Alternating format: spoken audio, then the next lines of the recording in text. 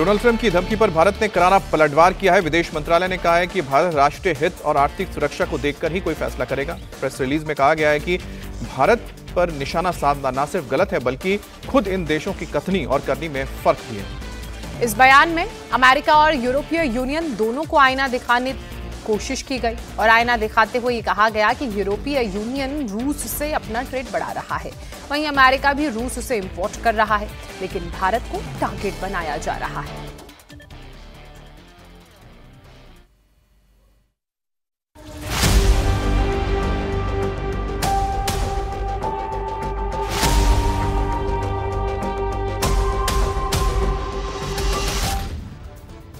Trump की धमकी पर भारत का पलटवार।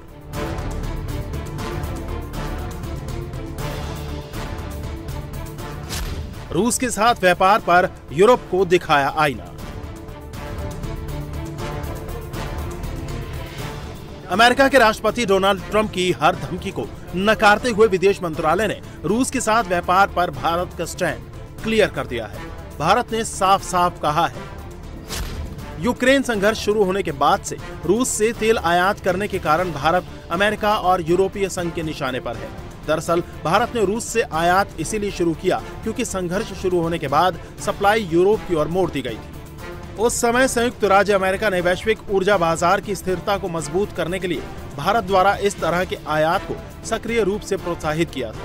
भारत के आयात का उद्देश्य भारतीय उपभोक्ताओं के लिए अनुमानित और किफायती ऊर्जा लागत सुनिश्चित करना है। वैश्विक बाजार की स्थिति के कारण ये एक अनिवार्य आवश्यकता बन गए हैं। विदेश मंत्रालय की इस प्रतिक्रिया से पहले सोमवार को ट्रंप ने रूस के साथ व्यापार को लेकर भारत को फिर दबाव में लाने की कोशिश की। ट्रंप ने अपने सोशल मीडिया पोस्ट में लिखा,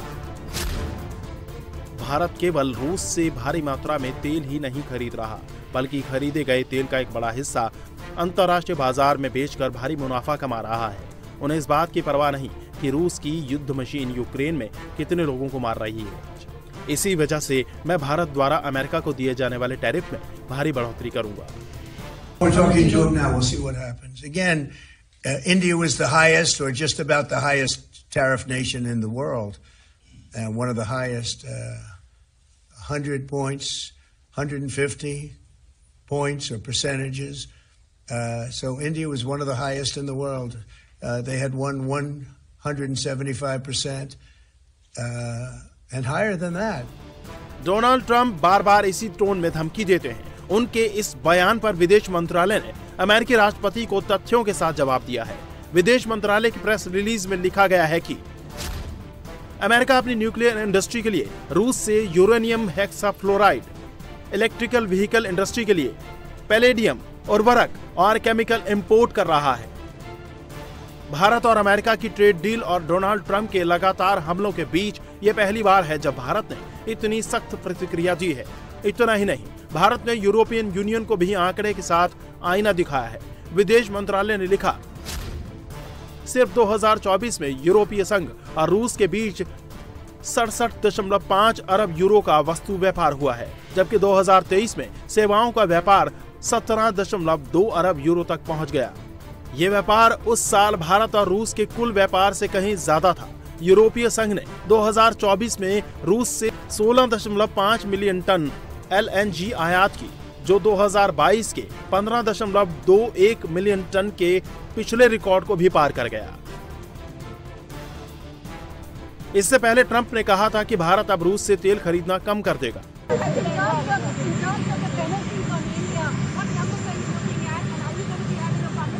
Well, I understand India no longer is going to be buying oil from Russia. That's what I heard. I don't know if that's right or not, but that's a good step. We'll see what happens. कुछ media reports में दावा किया गया था कि भारत ने अमेरिकी दबाव और कीमत बढ़ने की वजह से रूस से तेल खरीदना लगभग बंद कर दिया है, लेकिन आंकड़े बता रहे हैं कि रूस अभी भी भारत का टॉप सप्लायर बना हुआ है। भारत रूस से 17.8 लाख बैरल तेल हर रोज इंपोर्ट कर रहा है, जबकि इराक से 9, सऊदी अरब से 7 और अमेरिका से 2.71 लाख बैरल तेल रोज इंपोर्ट हो रहा है। कुछ मीडिया आउटलेट्स में ये खबर छपी है कि भारत की तेल कंपनियों ने रूस से तेल खरीदना बंद कर दिया है। क्या ये सही है? जहां तक ऊर्जा ज़रूरतों की सोर्सिंग की बात होती है उस पे हमारा जो ब्रॉड अप्रोच, मतलब जो हमारा अप्रोच और रवैया है, उससे आप भली भांति अवगत हैं कि जो बाज़ार में, अंतर्राष्ट्रीय बाज़ार में जो तेल मिलता है, किस भाव पे मिलता है, और उस समय या इस समय जो भी वैश्विक माहौल है, इसको लेके हम इस पर निर्णय करते हैं। जहाँ तक स्पेसिफिक आपका सवाल के बारे में बात है, मैं इससे कोई अवगत नहीं हूँ, I am not aware of it. हालांकि पिछले कुछ साल के मुकाबले इस साल भारत ने अमेरिका से 2 गुना तेल इंपोर्ट किया है, लेकिन ट्रेड डील के बीच में ये बयान बता रहा है कि भारत किसी भी दबाव के आगे झुकने वाला नहीं है।